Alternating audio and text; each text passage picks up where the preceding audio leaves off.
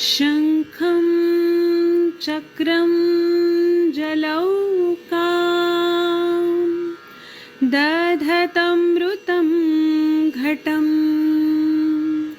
चारुदौर्भिश्चतुर्भिः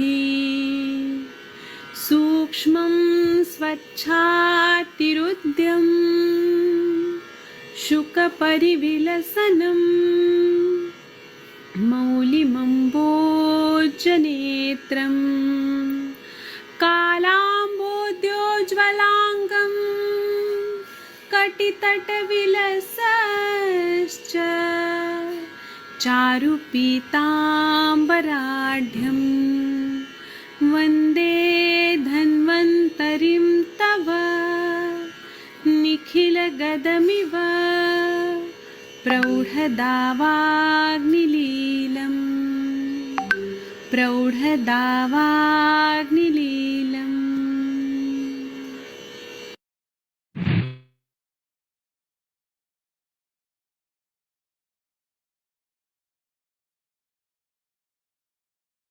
नमस्ते सभी को। आज के इस नाड़ी परीक्षा के फ्री डेमो क्लास में आप सभी का बहुत बहुत स्वागत है। आज का जो सत्र है, जिसका हमारा आज का टॉपिक है धमनी शारीरम।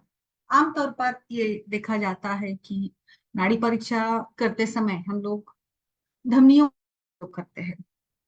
धमनी को लेकर हमारे शास्त्रों में अलग अलग जो भी हमारे आचार्य है, नाड़ी की विद्या या नाड़ी तंत्र के बारे में, नाड़ी विद्या के बारे में जानकारी दी है, उनका भी थोड़ा सा इसमें अलग मत है या अलग प्रकार से बताया गया है। बट हम सभी जानते हैं कि कहीं ना कहीं जब नाड़ी देखने की बात आती है तो निश्चित रूप पे वहां पे हम लोग ये विचार करते हैं कि चलिए रेडियल आर्टरी यानी जो हमारी बही प्रकोष्ठास्थि धमनी है, मणिबंध संधि पर स्थित, उसी का विचार करके हम नाड़ी परीक्षण स्टार्ट कर देते हैं। बट क्या कभी हमने ये सोचा है क्यों हम केवल बही प्रकोष्ठास्थि धमनी का ही उपयोग करें या धमनी का उपयोग क्यों करें? नाड़ी को हिंस्त्रा, नड़ नाड़ी, रसवाहिनी, जीव साक्षिणी, जीवितज्ञा, चेतना आदि अलग अलग नामों से जाना जाता है। फिर भी इसके साथ क्या इसके पीछे क्या राज है या क्यों हम लोग नाड़ी को धमनी मानते हैं? क्या हम नाड़ी सिराओं पर देख नहीं सकते हैं क्या? इसके बारे में आज के इस सत्र में हम लोग विचार करेंगे। नाड़ी परीक्षा की बात आती है तो हमारे सामने कुछ स्ट्रक्चर्स आ जाते हैं, महत्वपूर्ण स्ट्रक्चर्स, जिससे साथ ये नाड़ी का विज्ञान, नाड़ी विद्या जुड़ी है। इसमें सबसे पहला नाम आता है हृदय का, नेक्स्ट आता है धमनी का, थर्ड आता है सिरा का, नेक्स्ट आता है वाहिनी का या आप मान लीजिएगा रसव स्रोतस का, नेक्स्ट आता है मस्तिष्क का। ये सारे तत्व एक दूसरे से किस प्रकार से जुड़े हैं, इसका अभ्यास आज यहाँ पे हम लोग करने वाले हैं। What is the reason behind the pulsation? क्या कारण है कि पल्स कैसे वहां पे डेवलप होता है, पल्स कैसे फॉर्म होता है, ये हम सीखेंगे कि पल्स कैसे बनता है। पल्स फिजियोलॉजी थोड़ा सा मैं बताऊंगी और फिर बाद में हम इसमें आयुर्वेदिक दृष्टिकोण से भी देखेंगे किस प्रकार से नाड़ी या धमनी कैसी बनती है। एक्चुअली थोड़ा सा इस पर अगर हम लोग गौर करेंगे तो एग्जैक्टली पल्स क्या है? पल्स ये एक प्रकार से एक्सपांशन है आर्टरी का, and it is due to the pressure from the heartbeat and most clearly correlated to systolic blood pressure. कभी कभी जैसे हम लोग रिस्ट की पल्स नहीं देख पाते हैं, उस समय पे कैरोटिड आर्टरी और या अलग अलग जो भी सारे पल्स पॉइंट बताए, वहां पे जाकर हम लोग पल्स का नॉलेज लेते हैं, पल्स का अनुभव करते हैं, पल्स काउंट करते हैं। The heart rate may be greater or less than the pulse rate depending upon the physiologic demand. In this case, the heart rate is determined by auscultation or audible sounds at the heart apex, not the pulse. बिल्कुल pulse rate हमेशा से हम correlate करते हैं heart rate से, and heart rate ये हम determine करते हैं ऑस्कल्टेशन से या ऑडिबल साउंड से, जैसे कि हार्ट अपेक्स है and there are 4 sides, auscultation areas are there. Heart rate देखने के लिए वहां पे हम लोग पल्स नहीं देखते हैं। पल्स ये हम अलग प्रकार से उसका विचार कर दिया, अलग प्रकार से पल्स को देखा जाता है। Pulse is the permeability over peripheral arteries, a pulse wave which is a transmitted wave from the root of aorta along the vessel wall traveling 10 times faster than blood. देखिए ब्लड से भी ज्यादा ये vessel इस प्रकार से blood को travel करके ले जाती है. Blood travels at speed of 0.5 per second and pulse travels at speed of 5 meter per second. The arterial pulse is the abrupt expansion of artery resulting from the दिनुपाल वो है राजेश पाल. sudden ejection of the blood into the aorta and its transmission throughout the arterial system. The impulse that results from blood ventricle ejection can be transmitted down the aorta at a velocity 20 times greater than the velocity of the ejected blood bolus. The peak of this arterial pulse is the systolic blood pressure. Pulse कैसे लेना है इसका ये technique यहाँ पे बताया है, इसको भी हम लोग आगे विस्तार से पढ़ेंगे. बट यहाँ पे जैसे एओर्टा से ब्लड आता है और एओर्टा से ब्लड अलग अलग धमनियों में चला जाता है, आर्टरीज में चला जाता है, और इसी के साथ जैसे हृदय का आकुंचन एवं प्रसारण होता है, इसके साथ जो एक ब्लड का फ्लो है, वेव होता है, जिसमें रस रक्त का प्रवाह होता है. और इसमें जैसे हमने कल्पना की है, या हमारा सिद्धांत यही है कि शरीर में त्रिदोषों का वहन इसी रक्त वाहिनियों के साथ होता है, और यही इसीलिए हम लोग इस रस रक्त के नली में ही त्रिदोषों का नॉलेज कर पाते, ज्ञान कर लेते. ये इसका जो pulse है, it is affected by the left ventricular ejection volume and the rate of ejection as well as the elasticity and the distensibility of the peripheral arteries. The greater the distance from the heart to a peripheral artery, the greater will be the distortion of the arterial pulse peripherally. Because complex factors affect the counter of the arterial pulse as it is through the arterial system. Careful examination of the most central arterial pulse, the carotid. देखिए ये हमारे शरीर के अलग अलग arteries है जहां पे हम नाड़ी देख सकते हैं. These are called as pulse points. ये पल्स पॉइंट्स है. चलिए अभी मैंने जैसे बताया था कि नाड़ी शरीर का अभ्यास करते समय क्या इंपॉर्टेंट पार्ट है, इसमें सबसे पहला नाम आता है सिरा, नेक्स्ट आता है धमनी, रसायनी, लसिका वाहिनी, lymphatic duct, Keshika and capillary. थोड़ा सा मुझे इस पर जैसे ये बताना है कि आप सभी जैसे डॉक्टर रीना दिलीप सर जी, डॉक्टर गरिमा जी, बताइए मुझे कि रक्तवाहिनियां या सिरा और धमनी में क्या फर्क है. आपने कभी ये नहीं सोचा कि सिराओं में हम लोग क्यों पाल्पेशन नहीं कर पाते, स्पंदन को सिराओं में क्यों नहीं देखना है, केवल धमनियों में क्यों देखना है? इसके पीछे कोई शास्त्रोक्त रीजन है या ऐसे ही करना है? Is there any specific? Yes, any idea बताइए.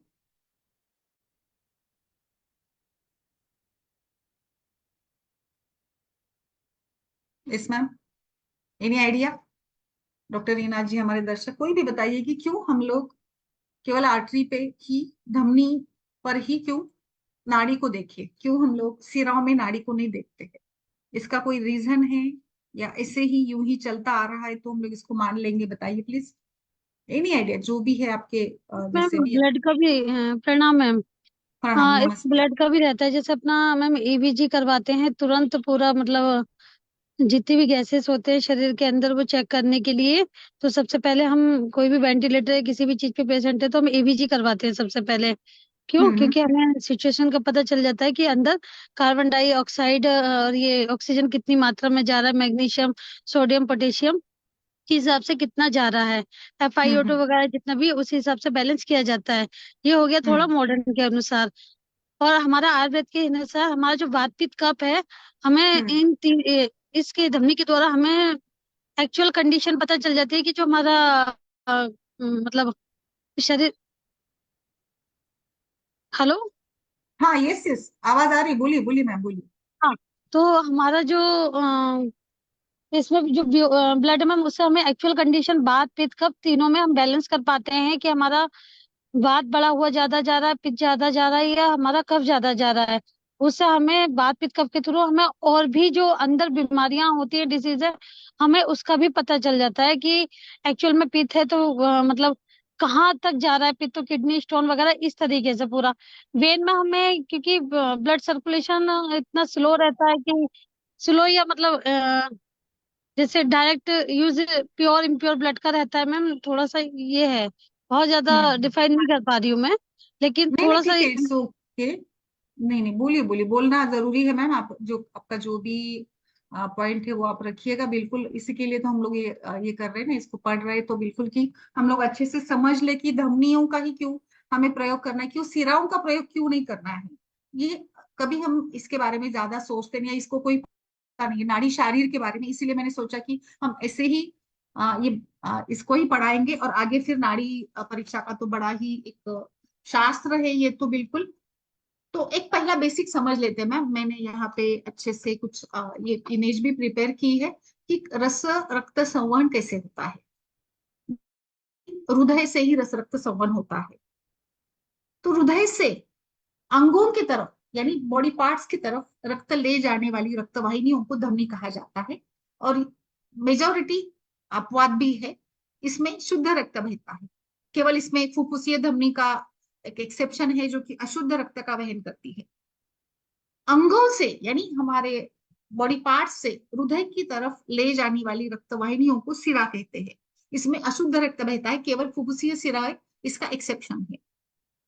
इसका मतलब हमारा शरीर, जैसे हमारे आयुर्वेद में या अलग अलग शास्त्रों में 72,000 करोड़ नाड़ियां और न जाने कितनी नाड़ियों की कल्पना की है। यानी हमारा संपूर्ण शरीर ये नाड़ियों का एक जाल है।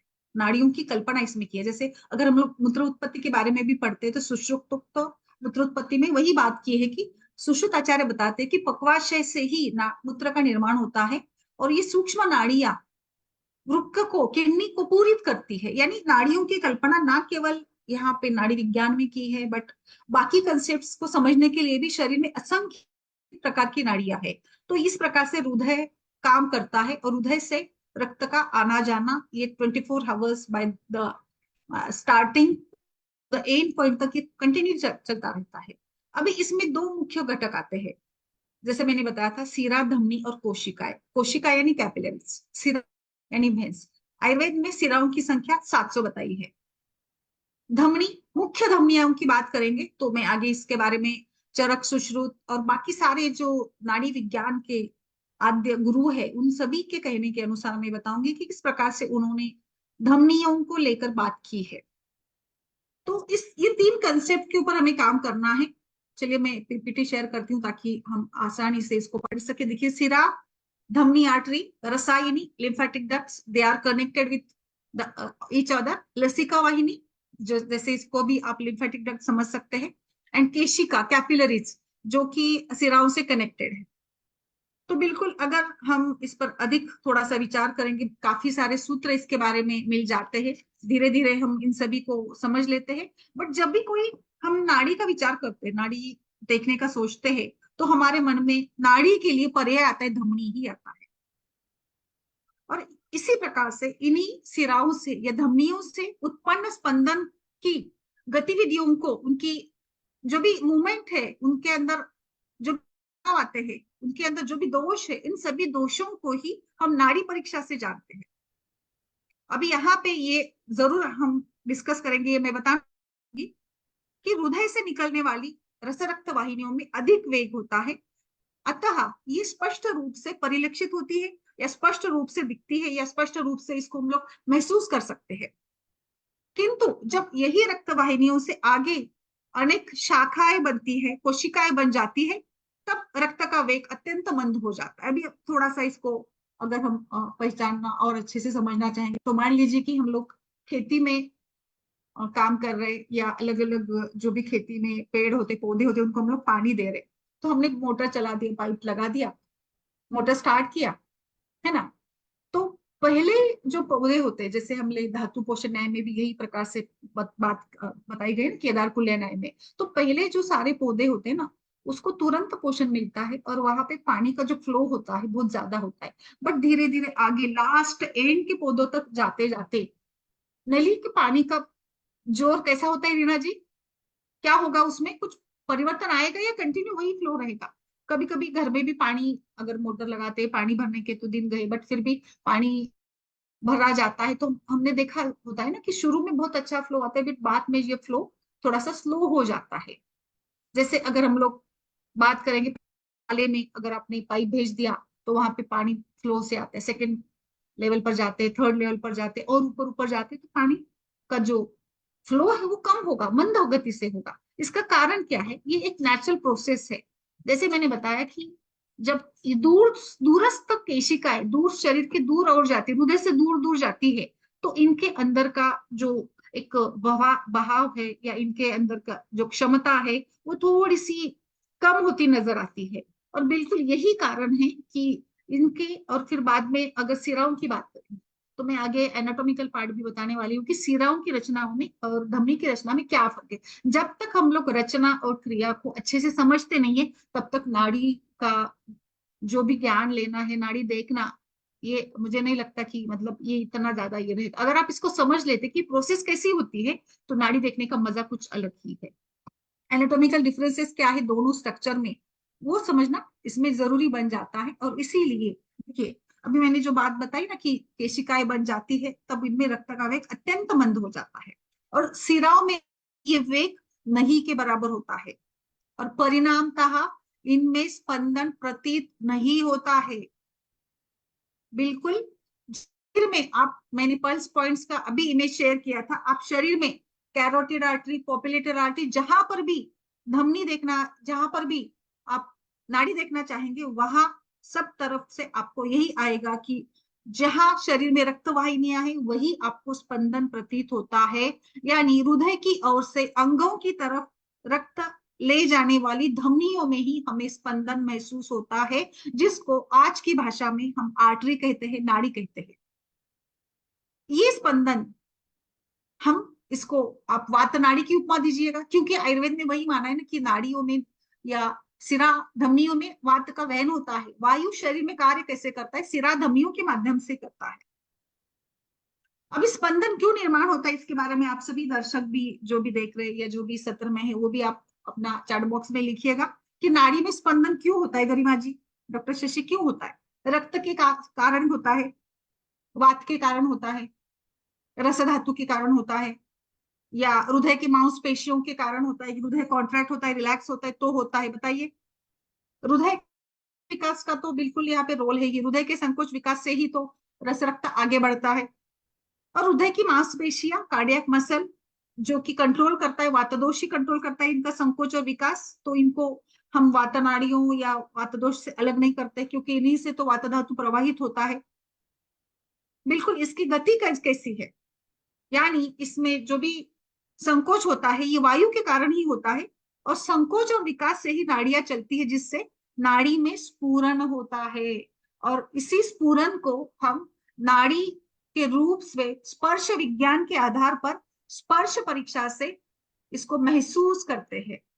नाड़ी का मुख्य आधार क्या है?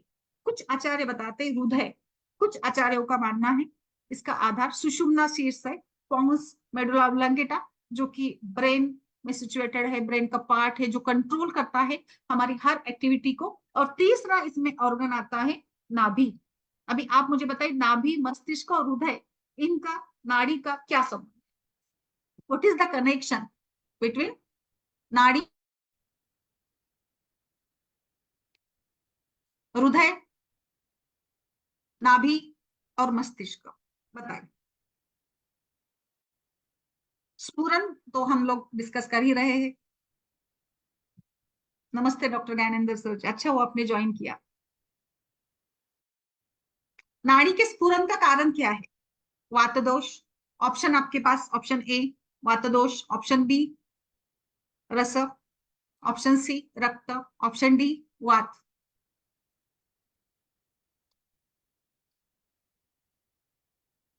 यस, नाड़ी में रक्त की गति देखी जाती है क्या डॉक्टर ज्ञानेंद्र सर? बताइए। गरिमा जी, रीना जी बोलिए, करुणा जी, एनी गेसेस? नाड़ी में किसकी गति हम लोग देखते हैं? नाड़ी में रक्त की गति देखी जाती है? नहीं। नाड़ी में वात की गति। Very good. नाड़ी में वात से प्रवाहित रक्त की गति देखी जाती है, और यही वात इतना सूक्ष्म होता है जिसका वर्णन चरक आचार्य ने वात कलाकली अध्याय में किया है। और वात के कार्य और वात के बारे में हम सभी जानते हैं कि वात दोष कितना ज्यादा इम्पोर्टेंट है, और किस प्रकार से ये हमारे शरीर को कंट्रोल करता है, किस प्रकार से कार्य करता है, वगैरह वगैरह। ये सब बात हम लोग सभी जानते कि नाड़ी विज्ञान के साथ साथ वात दोष का कितना एक बड़ा महत्व होता है। चलिए आगे बढ़ते हैं।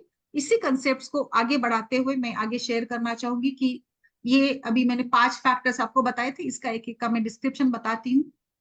अभी देखिए, हृदयो रसो निस्सरति तस्माद एवच सर्वशः सिराभि हृदयम चेति तस्मात् हृदप्रभव सिराः। भेल संहिता में यही विधान आया है कि हृदय से प्रभावित सिरा होती है। हृदय ये 10 प्राणायतन के में समाविष्ट है। हृदय के बारे में क्या कहे? हृदय चेतना का स्थान है, हृदय ओज का स्थान है, हृदय मन का स्थान है, हृदय सत्वगुण का स्थान है, हृदय असंख्य अगणित भावनाओं का स्थान है, हृदय साधक पित्त का स्थान है, अवलंबक कफ इसको पुष्टि देता है, प्राण उदान वायु इसको कंट्रोल करते हैं। ये एक सूत्र मैं समझाती हूँ आपको बहुत अच्छे से। बहुत डिफरेंट लेवल पर जाकर हमने आज समझना है कि नाड़ी कैसे बनती है, सिरा धमनी का नाड़ियों में कैसे कनेक्शन है। दश प्राणायतन हृदय से अपि स्थानम अपि, ये तो करेक्ट है कि ये 10 प्राणायतन ही है जो हृदय इसमें से एक बताया गया है ना। तस्माद ये बहुत अलग कंसेप्ट है। देखिए, तस्माद नारदो हृदय मिति स्पष्टम अथो नारो रक्तम अथवा नारो रक्तम। नार यानी क्या है? नार का अर्थ है जल, जल और रक्त। जल यानी द्रव धातु। देखिए, एक साधारण सी बात मैं बताती हूँ कि कोई भी नाड़ी, या जैसे यहाँ पे नाड़ी शब्द के अलग अलग अर्थ बताए। नली ऐसी नली का, नड़ी नड़ी बोलते हैं हम लोग मराठी में, आप क्या बोलेंगे? नाली, नड़ी। तो नड़ी का मतलब क्या होता है बताइए जरा मुझे। नली यानी वट एवर द नली का आप चैनल कहिए, डक्ट कहिए, उसका मतलब क्या होता है? Yes sir, doctor Reena. पानी का बहाव जो होता है मैम, वो हाँ बिल्कुल। उसमें देखिए मैम, नली किसको कहेंगे, डक्ट चैनल किसको कहेंगे? जिससे एक तरफ से जो भी द्रव धातु है, भले वो रस हो, रक्त हो, जो भी है, यानी द्रव फ्लूइड नेचर वाले द्रव्यों को वहन कर एक तरफ से वो जाता है, दूसरी तरफ से निकल जाता है। ये जो बीच का जो स्ट्रक्चर है इसको हम लोग कहते हैं नली, नाड़ी, नाली, जो भी कहेंगे। जैसे पानी या हमारे जो डक्ट्स होते हैं, या बाकी सारे हमारे गवर्नमेंट पॉलिसीज होती है उसके अनुसार ये बनते, नलिकाएं बनती है। तो ये नलिकाओं का सामान्य रूप से अर्थ हो गया, नलिकाएं ये वहन करती है। इसी प्रकार से हमारे शरीर में नलिकाएं ये रस रक्त धातु का वहन कर रही है, यानी एक तरफ से आ रही है, दूसरी तरफ वो रस रक्त को ले जा रही है। और इसी का मतलब है यहाँ पे अथवा नारो रक्तम तत् धमनी अस्ति तत्। और इसी प्रकार से तस्माद नारदो, यानी नारो यानी जल का वहन करने वाला, ये हृदय है, हृदय से कनेक्टेड, यानी जल यानी यहाँ पे रस धातु हो गया। हृदय ये हमेशा या 24 आवर्स के लिए अकुंठित प्रसारित होकर जलीय तत्व के धातुओं का वहन करता है धमनियों के द्वारा। और इसीलिए यहाँ पे मुख्य रूप से हृदय से निकलने वाली 24 धमनियों का, चतुर्विंशति धमनियों का वर्णन मिलता है। और इसी प्रकार से आचार्य भेल बताते कि हृदय से ही सिराएं निकलती है।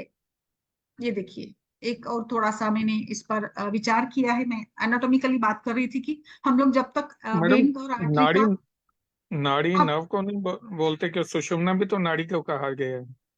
सर हाँ, मैं वही बताने वाली थी एक्चुअली। सुषुम्ना नाड़ी जो है इसको हम लोग नव के आधार पर ही देखेंगे। सुषुम्ना नाड़ी, इड़ा पिंगला सुषुम्ना, वो अलग 3 अलग मुख्य नाड़ियां है, वो योग शास्त्र के अनुसार उसको बताया है। बट अगर हम लोग सिंपल अगर जैसे नाड़ी की बात करेंगे, जहां हम लोग स्पंदन या स्फुरन को देखते हैं, तो वहां सुषुम्ना नाड़ी का ये नहीं आता है। सुषुम्ना एक शीर्ष या सुषुम्ना नाड़ी हम लोग ब्रेन का पार्ट मानेंगे, पॉन्स या मेडुला ऑब्लोंगेटा मान लीजिएगा। वही मैं आप बता रही थी कि इसमें 3 घटक मुख्य होते हैं, एक तो हृदय है, नेक्स्ट नाभि है, और दूसरा होता है सुषुम्ना शीर्ष होता है।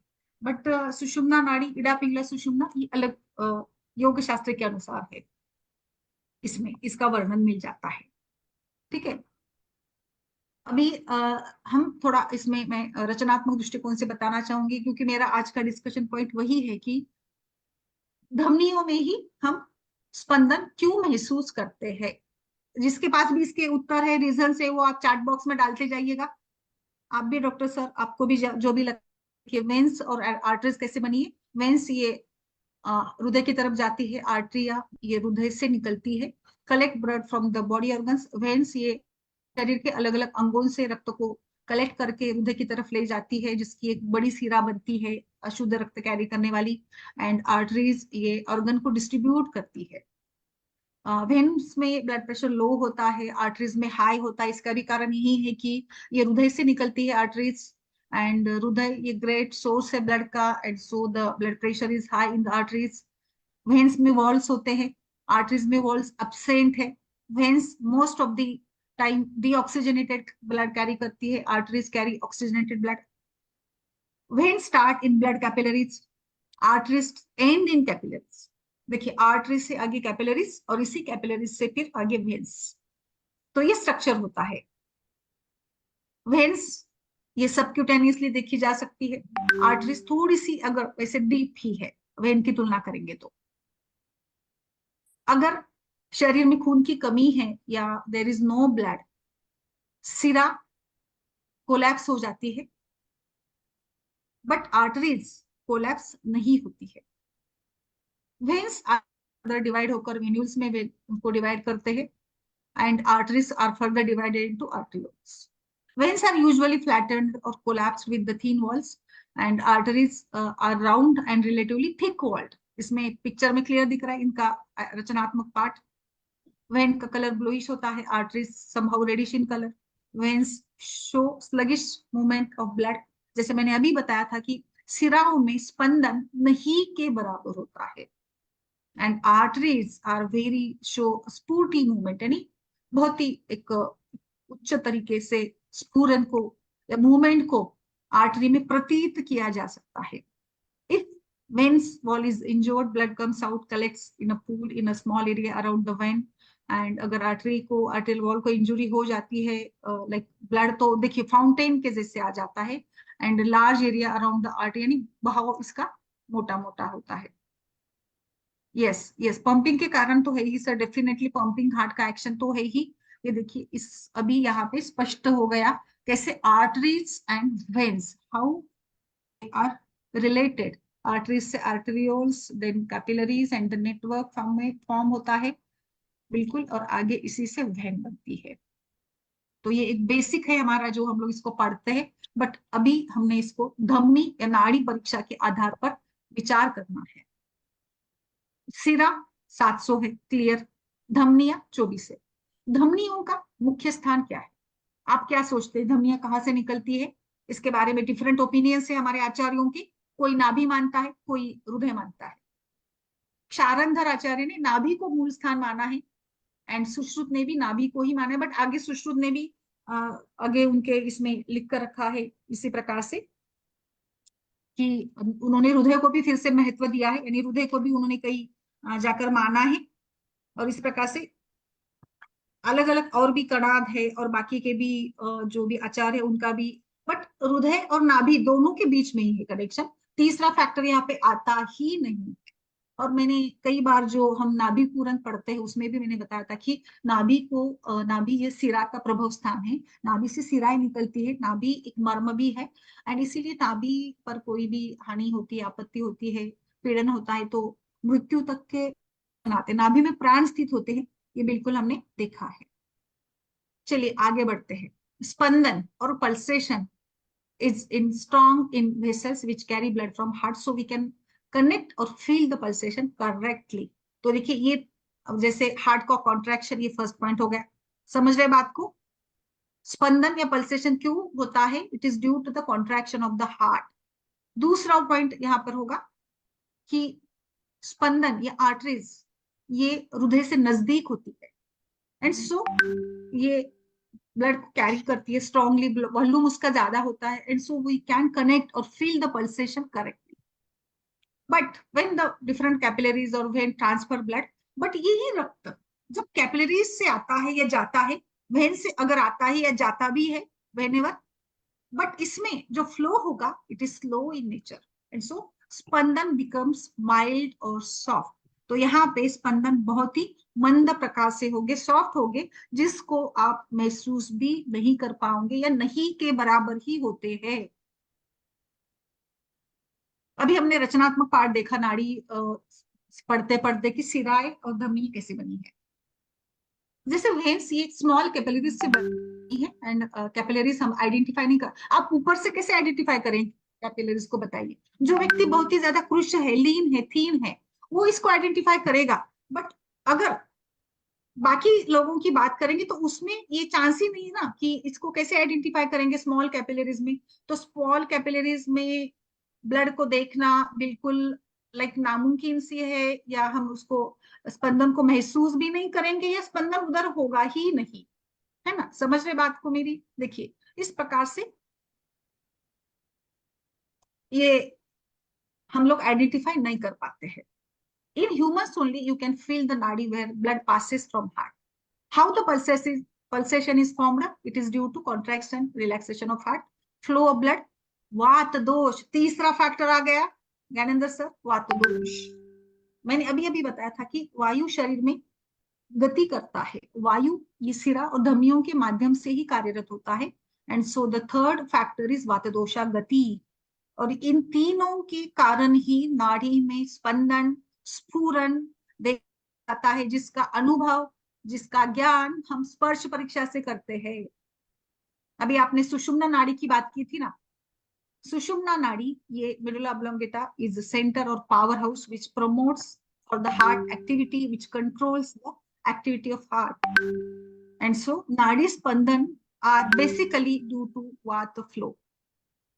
अभी एक और बात है इसमें कि जैसे आर्टरी में हम इसको क्यों अच्छे से महसूस कर पाते हैं, हम इसको 5 स्तर से पढ़ते हैं, हम इसको 7 स्तर से पढ़ते हैं, हम इसमें प्रकृति, हम इसमें अलग अलग व्याधियों का निदान कर सकते हैं. अष्टविध निदान परीक्षा में इसका वर्णन आया है, या एक साधन बताया है नाड़ी को. अष्टविध इसमें परीक्षा में नाड़ी को प्रथम स्थान दिया है, नाड़ी मलमूत्र जीवा के रूप से. तो इसका महत्व हम सभी जानते हैं. Arteries have aortic wall, and so blood flows from one compartment to the next one. हमने देखा ना कि किस प्रकार से एट्रियम से वेंट्रिकल और फिर वेंट्रिकल से आगे ब्लड का जो फ्लो होता है to the next anterior part.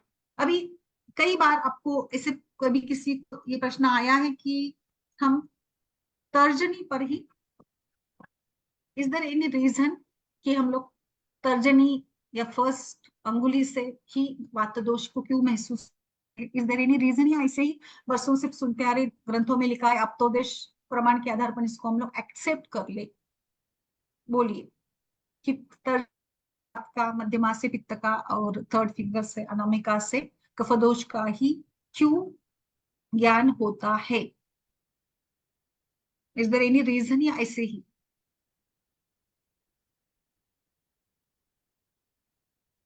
Yes हमारे डॉक्टर्स फेसबुक पर भी, डॉक्टर के.एम. गुप्ता सर आप भी बता सकते हैं. Any specific reason behind it, या ऐसे ही हमें पढ़ना है. यस प्लीज बता सकते हैं तो बताइए doctor Gyanendra sir, any reason. ठीक है चलिए आगे बढ़ते, मैं बताती हूँ इसमें क्या कारण क्या हो सकता है. जैसे मैंने बताया कि ये ब्लड फ्लो एक एक कंपार्टमेंट से आगे की तरफ चलता है, और इसीलिए anterior part is empty, and so vata is located. जैसे जैसे फील करता जाता है तो उसका जो एंटीरियर पार्ट होता है, आगे का हिस्सा होता है, वो एम्प्टी होता है. So vata is located first, then pitta and then kapha. And again the main कारण इसका यही है कि वात लघु है, चल है, गतिमान है, और इसीलिए वो हमेशा से गति करता है, और इसीलिए उसको हम फर्स्टली फील कर सकते हैं, देखा जाता है. The amount of blood that comes into the blood vessel due to the contraction of the left auricle of the heart creates a bulge in them due to the blood wave.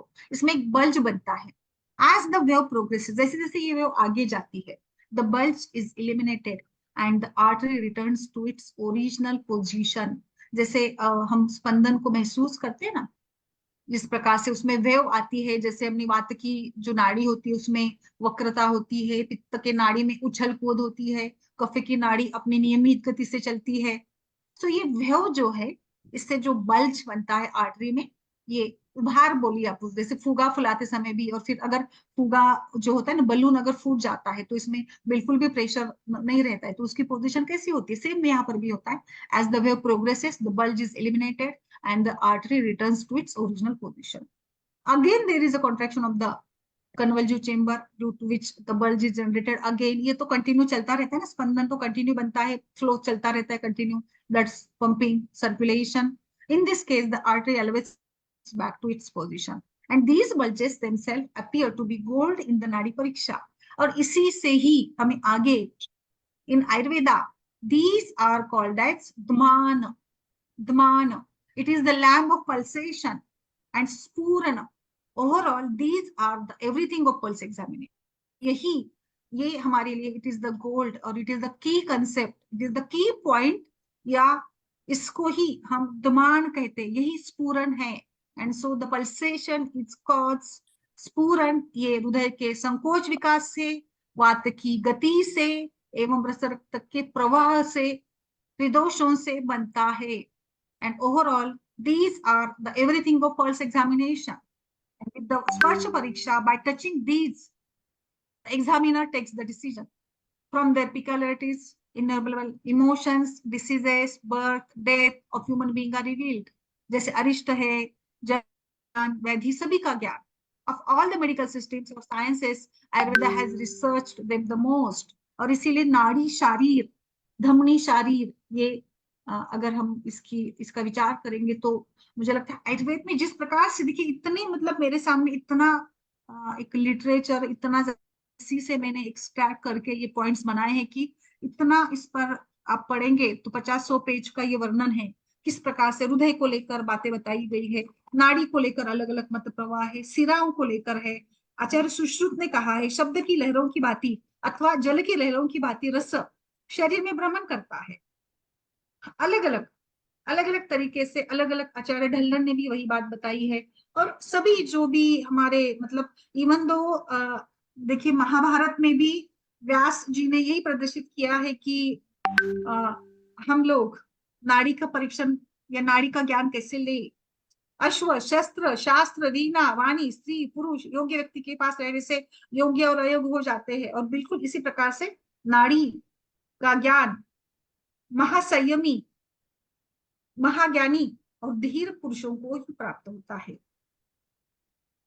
इस प्रकार से अलग अलग, मैंने अभी एक सूत्र बताया था, उसमें मैंने ये कल्पना की थी कि धमनी परीक्षा, धमनी विज्ञान, इसी के स्थान पर आज हम लोग नाड़ी परीक्षा, नाड़ी विज्ञान की बात करते हैं. मैंने अभी डाला था, उसमें यही बताया था कि नारद नाम हृदय का है, नारद शास्त्र, नारद विज्ञान, ये भी नाड़ी का एक पर्याय माना है. मनु के बारे में जानते हैं ना, मनु ने, मनुस्मृति या मनु जो एक हमारे रचयिता थे, मनु ने नार शब्द को जल का पर्याय बताया है. और उन्होंने वही बात बताई है कि इसी को, ये जल का ही धमनियों द्वारा शरीर में बहा होता रहता है, और इसीलिए नारद विज्ञान को ही नाड़ी विज्ञान कहा गया है. इतिहास और पुराण ग्रंथों में नारद को देवर्षि कहा है. वैसे ही हमारे शरीर में हृदय ये सर्वोत्तम अंग है, और यही जीव का, प्राण का, मन का आश्रय है. और जैसे वैदिक वाङ्मय में भी यही कल्पना की है कि नारद यानी बरसने वाला मेघ, इसी प्रकार से हृदय समस्त शरीर में वर्षा की तरह, यानी पानी की तरह, जैसे वर्षा बरसती है, इसी प्रकार से शरीर में हृदय ये रस का बहाव करता है.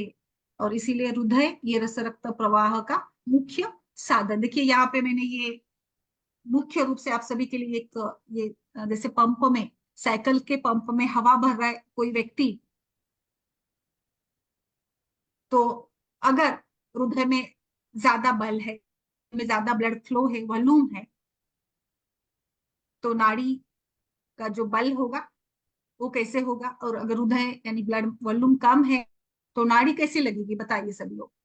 सो ये इमेज बहुत अच्छे से बताती है कि हाउ आवर हार्ट वर्क्स, हृदय कैसे काम करता है, और कैसे, जैसे यहाँ पे देखिए पंप से साइकिल में हवा भरी जा रही, इसी प्रकार से हृदय आकुंचित होकर असंख्य सूक्ष्म नाड़ियों से यानी धमनियों से शरीर में रस रक्त का अखंड सतत विक्षेपण करता है। हृदय रसो निस्सरति तत एवच सर्वतः। बलवान हृदय तो नाड़ी की गति मंद, जैसे इसके लिए मैं उदाहरण देना चाहती हूँ एथलीट्स। एथलीट्स जो होते हैं, जो रेगुलर एक्सरसाइज करते हैं, रेगुलरली उनका एक शेड्यूल होता है, उनमें आप देखेंगे तो हमेशा से ब्रैडिकार्डिया पाया जाता है, यानी उनके शरीर को, उनके हृदय को एक नियमित लेवल से आकुंचित प्रसारित होने की आदत लग जाती है, and so they are having always low pulse rate. उनका पल्स रेट हमेशा से 80 से नीचे ही होगा, 70 के आसपास होता है रेगुलर एथलीट्स जो होते हैं।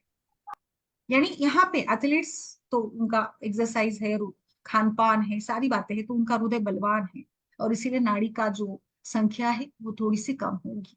और इसी से दूसरा इसमें पॉइंट वही आता है जहां पर जैसे अगर दुर्बल है तो नाड़ी फास्ट, आपने देखा होगा ना एनीमिया में या हृदय के विकारों में, ज्वर में भी नाड़ी फास्ट मूवमेंट करती है, बल कम है तो नाड़ी फास्ट मूवमेंट करती है। अभी मैंने बताया था ना, नाड़ी यानी नड़ी बताया था, नाली, फ्लो ऑफ एनी लिक्विड और vayu from one side to another one. Charak इसको नाड़ी को नाड़ी तंतुकृत बताते हैं। योग वशिष्ठ नाली हृदय स्थित बताते हैं। दो the blood flows through artery और धमनी, इट इज कॉल्ड एज धमनी। नारद, ये मैंने अभी जो सूत्र एक्सप्लेन किया था, इट इज फ्रॉम नारद विज्ञान, एंड सो द नारद विज्ञान इज ऑल्सो कॉल्ड एज नाड़ी विज्ञान, बिकॉज आप आयुर्वेदीय पद्धति से रस रक्त संवहन को सोचिएगा, जैसे जो भी आहार हमने लिया है इसका पचन होकर जो आहार रस बनता है, इस आहार रस का हृदय के द्वारा शरीर में विक्षेपण होता रहता है। स विक्षेपयति, तर्पयति, धारयति, पोषयति, वर्धयति। आहार रस ये शरीर का पोषण कैसे करता है, इसके लिए हम लोग त्रिविध न्याय को पढ़ते हैं ना, कि केदार कुल्या न्याय, खले कपोत न्याय, कल्पना की है, इसको मैं कभी विस्तारित रूप से पढ़ाती हूँ, बहुत इंटरेस्टिंग ये टॉपिक्स है। तो देखिए कितना अलग लेवल पर जाकर हम लोग नाड़ी का विचार कर रहे हैं। जो अभी हम लोग केवल नाड़ी देख के चले जाते हैं तो हम लोगों को ऐसे होता है कि नाड़ी हमको आगे नाड़ी परीक्षा हम कर रहे, नाड़ी वैद्य बन गए, बट ऐसा नहीं। नाड़ी ये एक बहुत ही बड़ा शास्त्र है, और इस प्रकार से आहार रस ट्रांसफर होने के साथ हृदय से और धमनियों के द्वारा ही नारद विज्ञान को नाड़ी विज्ञान कहा है। एंड सो नाड़ी का परीक्षण कैसे कैसे कर सकते हैं गरिमा जी, आपने कभी यूज किया है, आप करते हैं सारे लोग, डॉक्टर तरुण? स्पर्श परीक्षा एंड स्फुरन परीक्षा, अनुभव के आधार पर, एंड संप्रदाय क्रम से। अभी अभी हम जो पढ़ रहे हैं ये संप्रदाय से ही आई हुई नाड़ी है। भारत के हर पश्चिम, दक्षिण, हर नॉर्थ इंडिया, हर प्रांत में अलग अलग संप्रदाय है जो अलग अलग प्रकार से नाड़ी परीक्षा को पढ़ाते हैं।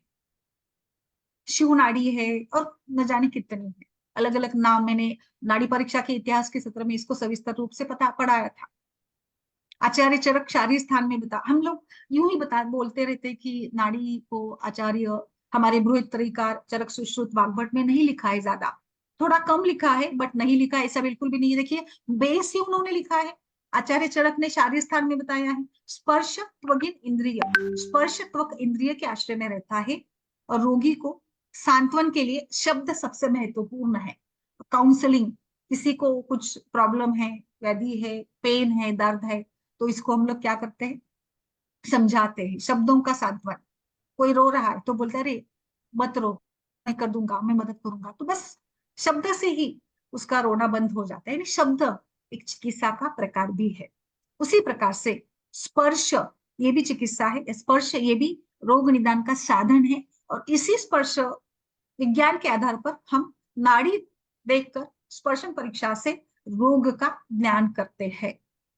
स्पर्श द्वारा नाड़ी में नाड़ीगत दोष, मल, सामनिरामता, न जाने आयुर्वेद में तो हमारे अरिष्ट लक्षण, 1 महीने तक मृत्यु होने वाली है, 15 महीने तक, हर एक व्याधि की अलग नाड़ी, गर्भिणी की अलग नाड़ी, स्त्री रोगों में अलग नाड़ी, बहुत सारा जो ये शास्त्र या ज्ञान बताकर रखा है। अभी देखिए इसमें नाड़ी के पर्याय, स्नायु, हंसी, धमनी, कनाद ने इसको नाड़ी बताया है, पर्याय धमनी, सुश्रुत ने भी वही बताया है, नाड़ी व्रण बताया है पर्याय इसको, धारणी, धरा, तंतु की, जीवन न्याना, वसा, हिंस्त्रा, शिरा, जीवित अग्नि, इन सभी टर्मिनोलॉजी को मैंने लगभग अभी आज बताया है। ये देखिए यहाँ पे हृदय किस प्रकार से काम करता है, हृदय थोड़ा रचना और क्रिया को समझ लेते तो मुझे लगता है कि नाड़ी विज्ञान को समझने में और आसानी होती, क्योंकि बेसिक कंसेप्ट क्लियर नहीं है और अब चल रहे लेवल ये करने के लिए, तो ये ठीक नहीं होगा। हम लोग बेसिक समझ लेते हैं कि किस प्रकार से हृदय की रचना और नाड़ियों की रचना, शरीर में शिरा धमनियों का जाल फैला हुआ है। ये देखिए बहुत इंटरेस्टिंग पार्ट है ये। अभी इसको मैंने देखिए इसमें एक एक आप समझिए इसको, कितना सुंदर ये प्रेजेंट करती है डायग्राम कि कैसे शरीर में रस रक्त का प्रवाहन होता है। सो beautifully explained in this.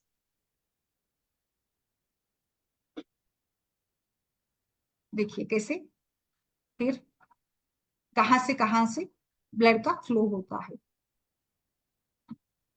And then कहाँ चला जाता है ब्लड, कैसे प्यूरिफाई होता है। सो ब्यूटीफुली द यहाँ पे फिगर बताती है।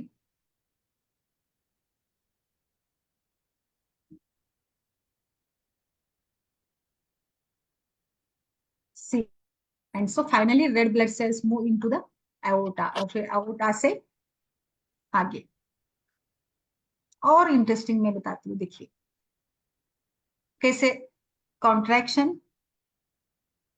एंड हाउ हृदय का कॉन्ट्रैक्शन होकर किस प्रकार से धमनियों से रक्त का विक्षेपण कंटिन्यूअसली चलता रहता है।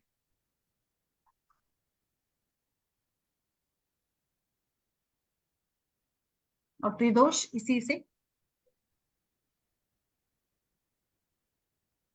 अभी इसमें देखिए नाड़ी का मैंने लिया है, रेडियल आर्टरी। क्यों radial artery, why it is. अभी आपको यहाँ पे रचना समझ ली तो आपको लाइफ टाइम के लिए ये नॉलेज में आ गया कि धमनियों में ही स्पंदन क्यों मिलते हैं, धमनियों का ही परीक्षण क्यों करना है। आई होप कि आज तक आपने कभी इसको ऐसे विचार नहीं किया होगा, इतने सूक्ष्म लेवल तक जाकर। Shashi ji, doctor Taruna ji, doctor Vijay sir, Suvarna ji,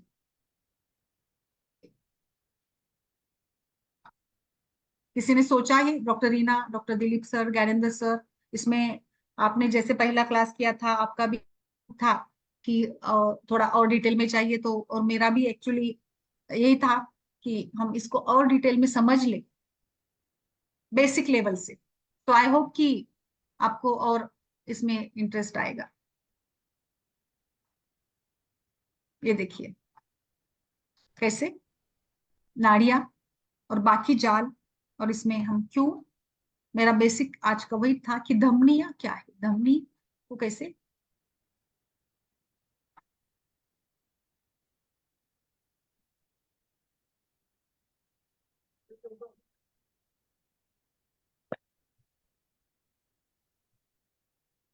it is clear. I hope कि ये क्लियर हो गया आपके मन में कि का धमनी में ही नाड़ी स्पंदन क्यों स्फुरित होते हैं, क्यों देखना है, क्या है।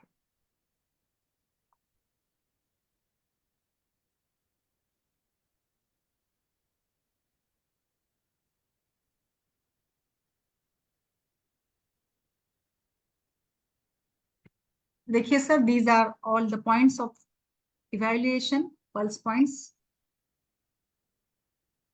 यहाँ पे हम लोग पल्स को देख सकते हैं गरिमा जी, ये अलग अलग पॉइंट्स है जिसको पल्स पॉइंट्स कह सकते हैं आप, जहां पर अगर आपको रेडियल आर्टरी से पॉसिबल नहीं है, यहाँ जाकर आप नाड़ी का परीक्षण कर सकती है।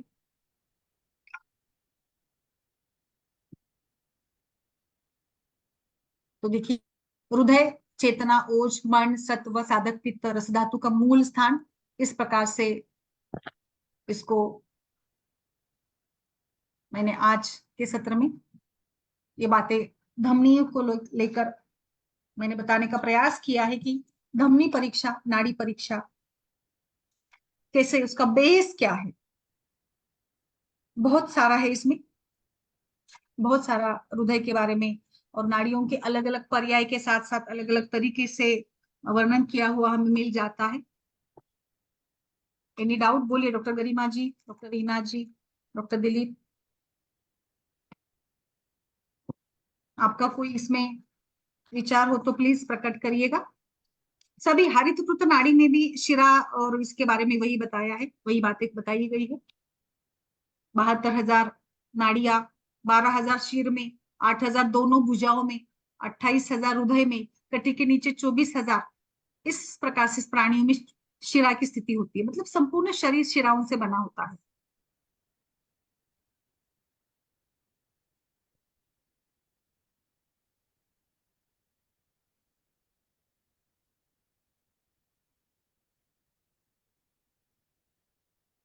Yes, okay. चलिए, अभी 1 फरवरी से बैच स्टार्ट होने वाली है। इसमें जैसे मैंने गूगल फॉर्म शेयर कर दिया है अलग अलग ग्रुप्स पर। आप अगर इसमें जुड़ना चाहते हैं तो ये आज का डेमो फ्री क्लास था। आगे अगर आप जुड़ना चाहते हैं, इसको ज्यादा विस्तारित रूप से पढ़ना चाहते हैं, तो ये जिस प्रकार से मैंने ये सारी बातें रखी है उसी प्रकार से आगे भी हम इसमें प्रैक्टिकल ज्यादा से ज्यादा फोकस करेंगे। Okay, any doubt? Gyanendra madam, sir बताइए, कैसे लगा, बताइए। रेडियल पल्स से क्यों लेते हैं?